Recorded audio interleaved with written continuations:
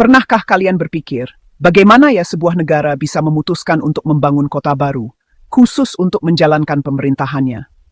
Nah, itulah yang Malaysia lakukan di tahun 1990-an. Dan hasilnya adalah Putrajaya, kota yang bahkan belum ada di peta satu generasi yang lalu. Yuk, aku ajak kalian melihat perjalanan menarik bagaimana Putrajaya menjadi ibu kota pemerintahan Malaysia yang baru.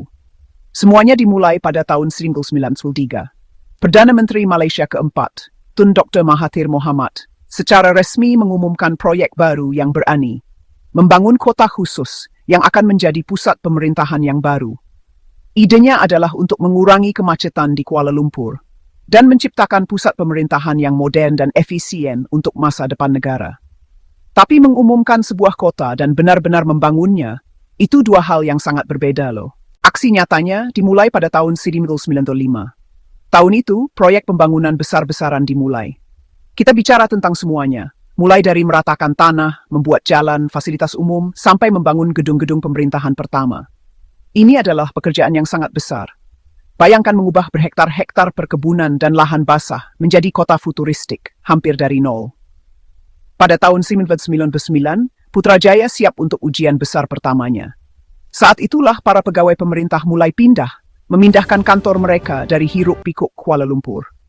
Perpindahan ini bertahap, tapi mencapai puncaknya ketika Perdana Menteri secara resmi menempati Perdana Putra, gedung ikonik yang sekarang menjadi kantor Perdana Menteri.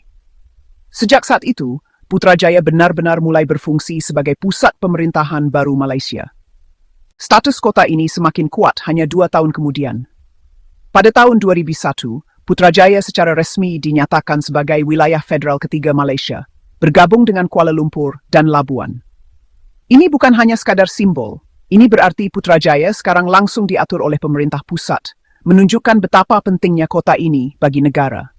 Jadi, meskipun gagasan untuk Putrajaya diumumkan pada tahun 1993, perubahan fisik yang sebenarnya baru dimulai pada tahun 1995. Dalam waktu kurang dari 10 tahun, Malaysia mengubah ide ambisius menjadi kota yang hidup dan bernapas, yang dirancang untuk masa depan. Hari ini, Putrajaya berdiri sebagai bukti apa yang mungkin terjadi ketika sebuah negara berani bermimpi besar dan punya tekad untuk mewujudkannya.